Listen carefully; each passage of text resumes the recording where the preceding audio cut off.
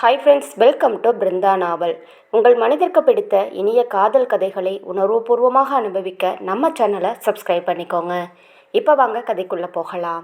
என் அழகிய திமிரே எபிசோட் 18. அந்த கொக்கு வீட்டில் தான் இருக்கானா என்று முழித்தவள், என் அத்தை பெத்த அந்த ரத்தினம், அதான் அந்த மாடு மாதிரி வளர்ந்துருக்கானே அந்த கொக்கு வீட்டில் தான் இருக்கா என்றாள். அவளை பொய்யாக முறைத்த வசு, என் பையன் உனக்கு கொக்கா?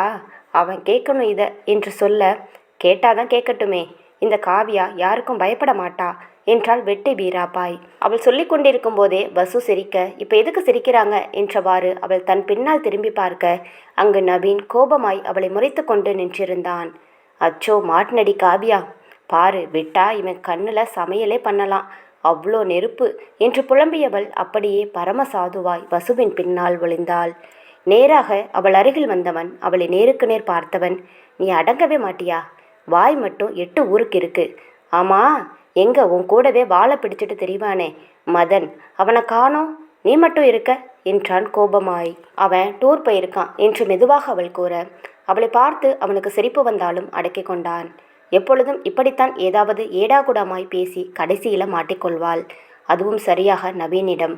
அவளை பார்த்து கொண்டிருந்தவன் தனக்கு ஃபோன் வர அதை எடுத்து காதில் வைத்தவாறு தன் தலைமுடியை கோதியவாறு சற்று தள்ளி நின்று பேசிக்கொண்டிருந்தான். வெளிர் நீல நிற ஜீன்ஸும் கருப்பு நிற சட்டையும் அணிந்து அவன் நின்று பேசிய விதம் அவளது மனதில் சிறு சலனத்தை உண்டு பண்ணியது. அவன் பேசி முடித்து வந்ததை கூட அறியாது அவனையே பார்த்து கொண்டிருந்தாள். அவள் முன்னால் அவன் சொடக்கு போட்டு தன் புருவத்தை உயர்த்தி என்ன என்று கேட்கும் வரை அவள் கனவு உலகில்தான் இருந்தாள். சட்டென்று அவள் நினைவுக்கு வர, ஒன்றுமில்லை என்பது போல் அவள் தலையை ஆட்ட அவன் சரி என்பது போல் சென்று விட்டான். என்ன ஆச்சு எனக்கு? நான் ஏன் இப்படி பார்த்துட்டு நின்னேன்? இந்த கொக்கு ஏதோ வசிய மருந்து வச்சிருக்கான், அதான் அவனை பார்த்தாலே எல்லாம் தப்பு தப்பாக நடக்குது என்றவாறு வசுவின் முன்னால் கண்மணி கொடுத்த கடிதத்தை நீட்ட வசந்தி என்ன என்பதை போல் பார்த்தார்.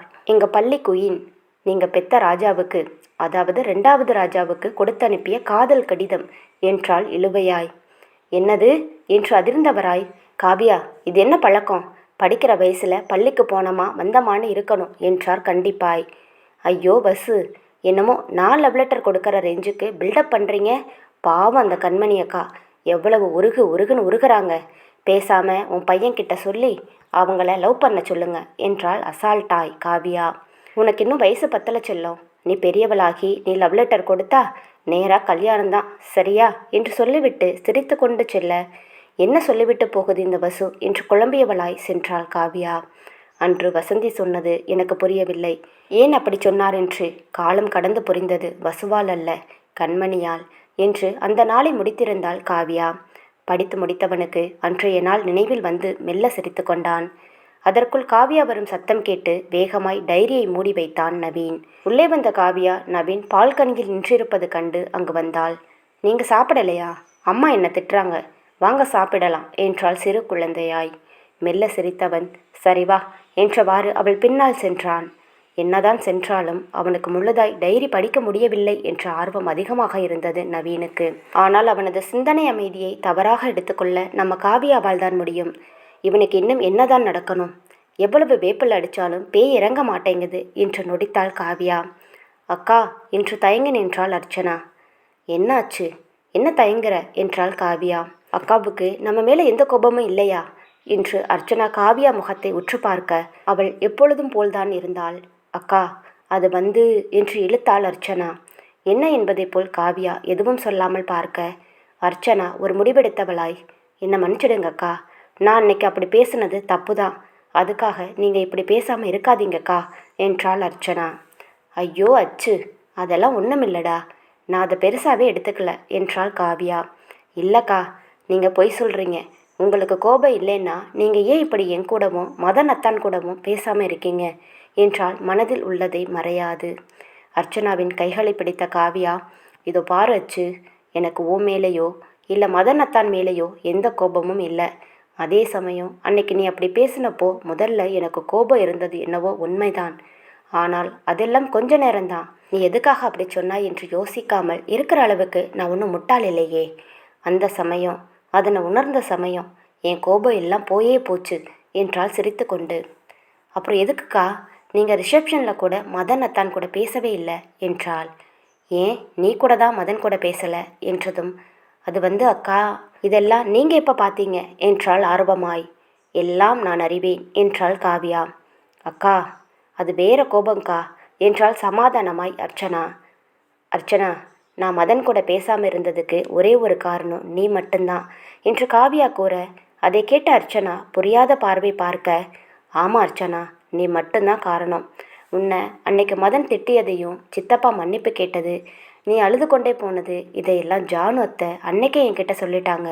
அந்த சமயத்தில் நானும் எதுவும் நடக்காத மாதிரி மதன் கூட பேசியிருந்தா அவனுக்கு தான் செஞ்சது சரிதான், காவியா நம்ம கூட பேசிட்டா அப்படின்னு நினச்சிருப்பான்.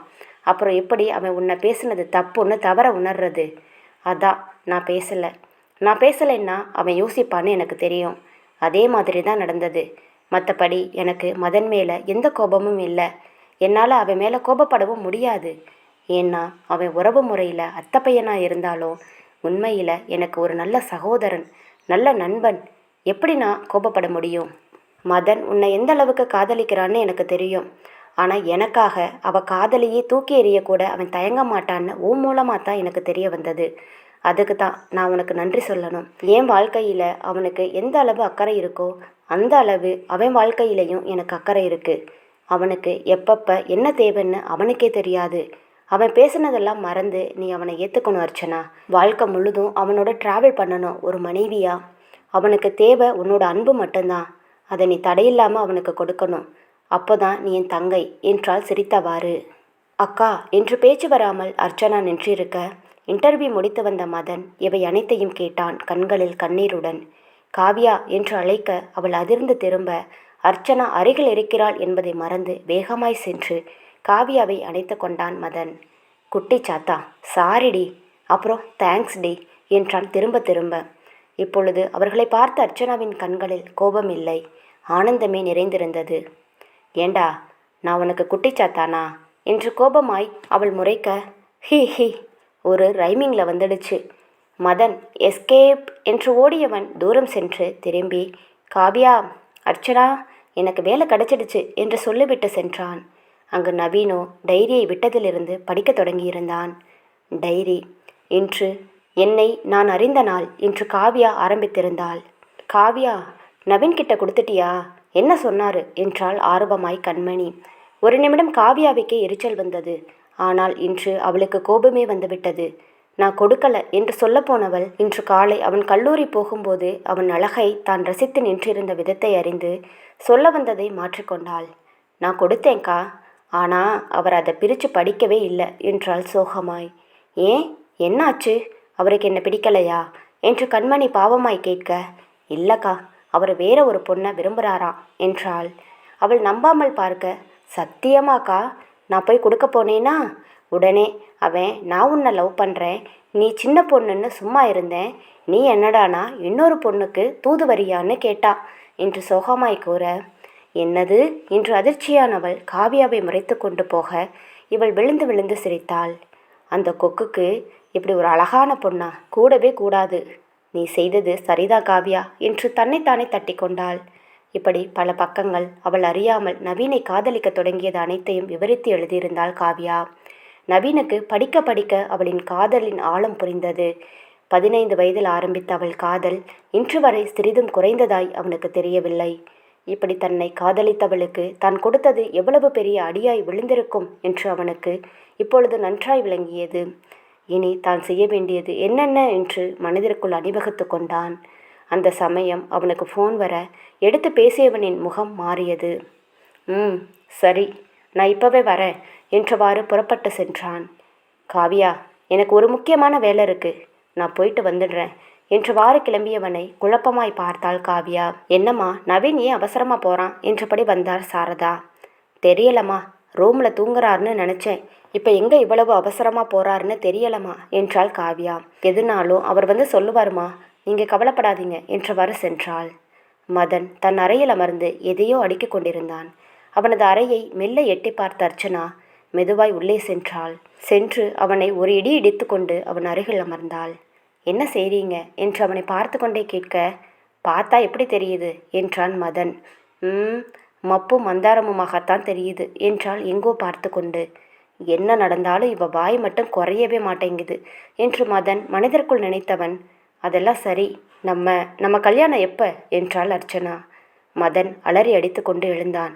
அவனை பார்த்து சிரித்த அர்ச்சனா, இதோ பாருங்க, வேலை கிடச்சிடுச்சுல்ல, அதனால் சட்டு புட்டுன்னு வந்து என்னைய பொண்ணு கேட்குற வழியை பாருங்க. இல்லைனா இல்லைனா என்ன என்று எடுத்து கொடுத்தான் மதன். நான் மாப்பிள்ளை கிட்ட வந்துடுவேன் என்றாள் சிரிக்காமல்.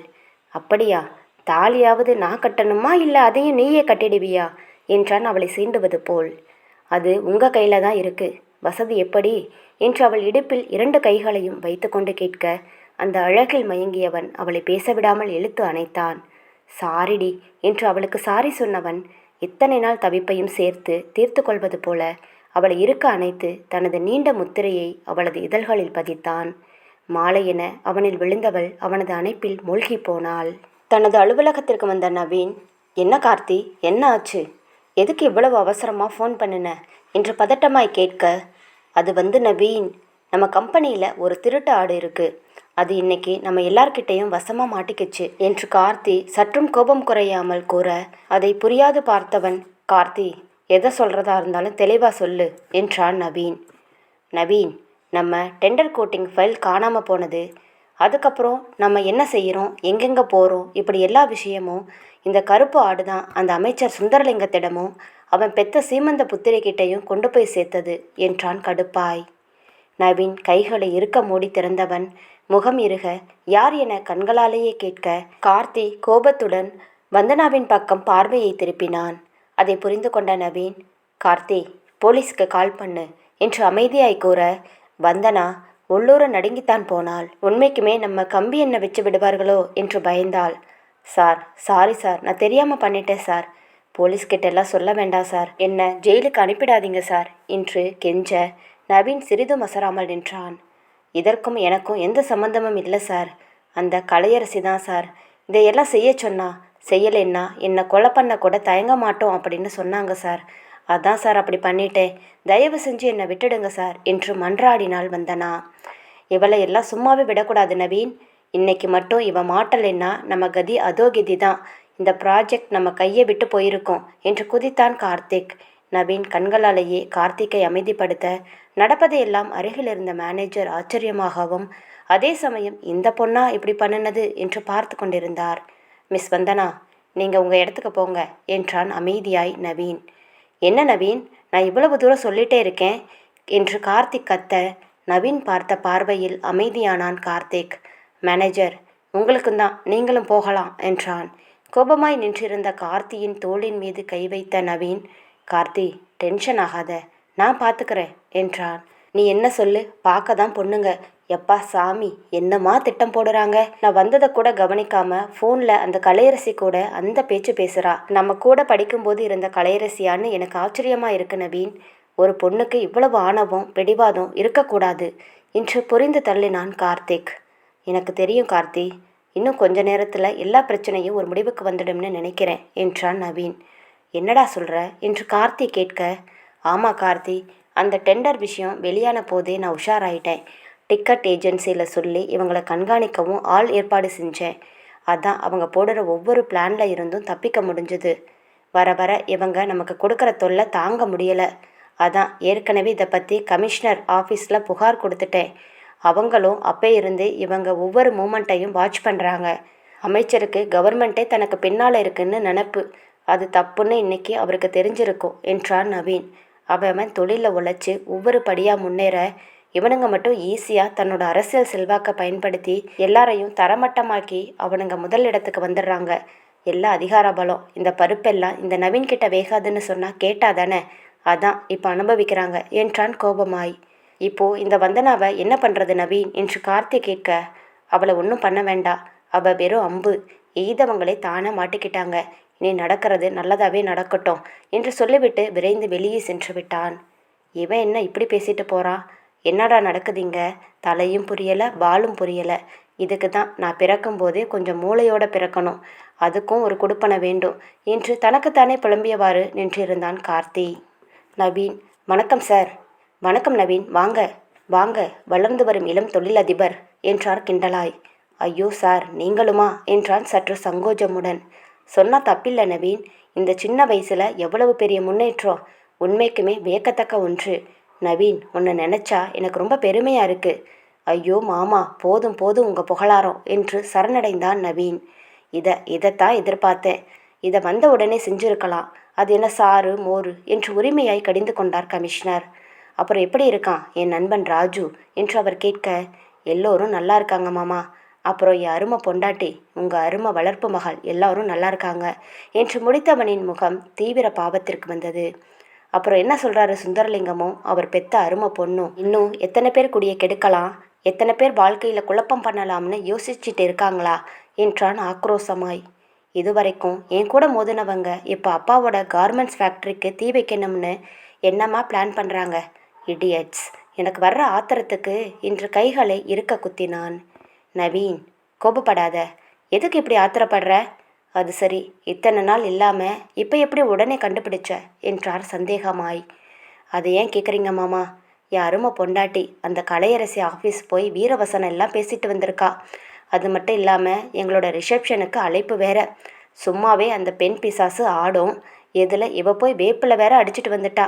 ரிசப்ஷன் வந்தவ பார்த்த பார்வை, அவளோட செய்கைகள் எல்லாம் எனக்கு துல்லியமாக சொல்லுச்சு. இவ ஏதோ விபரீதமாக பண்ண போகிறான்னு. அதான் உங்ககிட்ட சொல்லி அவள் ஃபோன் கால் எல்லாம் ட்ரேஸ் பண்ண சொன்னேன். கடைசியில் நான் சந்தேகப்பட்டது சரியாக போச்சு. நாங்கள் எதுக்கும் துணிஞ்சவங்கன்னு அப்பாவும் பொண்ணும் நிரூபணம் பண்ணிட்டாங்க. கொலை பண்ண கூட தயங்காதவங்க என்றான். உண்மைதான் நவீன். இப்போ தான் கொஞ்ச நேரத்துக்கு முன்னாடி அந்த கலையரசி ஒப்புதல் வாக்குமூலம் கொடுத்தா. என்னன்னு தெரியுமா?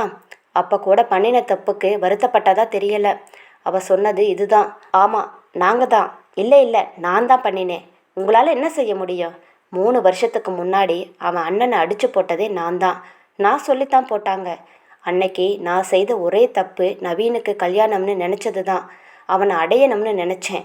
அவன் அண்ணனை கடத்தி அவனை என் வலையில் விழ வைக்கலாம்னு நினச்சேன். ஆனால் அதுக்குள்ளே அந்த செலியன் போக்கு காட்ட இவன் வந்து குட்டையை குழப்பிட்டான். கடைசியில் இவனை காப்பாற்றிட்டு அவன் ஹாஸ்பிட்டலில் கிடந்தான். அதை கண்டுபிடிக்கவே உங்களுக்கு வக்கில்ல வந்துட்டாங்கன்னு திமிரா பேசுனாப்பா. அவள் மாட்டிக்கிட்டதுக்காக கவலைப்படுற மாதிரி தெரியலை. அப்பனுக்கு இருக்க திமிரும் ஆணவமும் அப்படியே இருக்கு என்று அவர் முடிக்க, நவீன் உச்சக்கட்ட கோபத்தில் இருந்தான். அவன் கண் முன்னால் அன்று நடந்த சம்பவமே வந்து போனது.